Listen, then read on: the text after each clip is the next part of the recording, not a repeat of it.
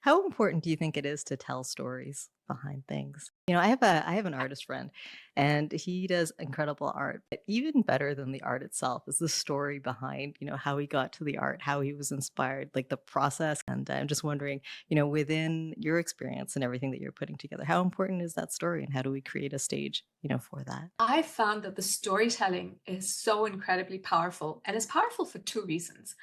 One, it gets you to think more deeply. There's a friend of mine, his name is Gaurav Ved, and he had a stroke a few years ago. And he realized that since he had a stroke, it had affected the left side of the brain, and he had to do more storytelling, but it had changed how he was thinking about things.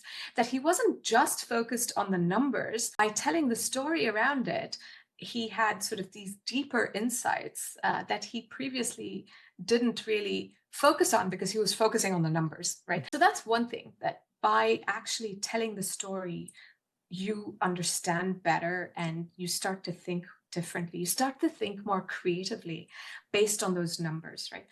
The second thing is it really creates more engagement. And so what I've found is, very often as a team, we have been delving into numbers. We want to present numbers because those are the targets. But honestly, even for leaders, it's really hard to absorb all of those numbers and understand what does it actually mean. And so when you tell the story and narrative, it really creates more engagement, even with leaders. It's much easier to share what's happening and invite their feedback. Because otherwise, I've seen teams spit out numbers, but you feel as a leader, you feel like you're in a shooting range with all of these numbers.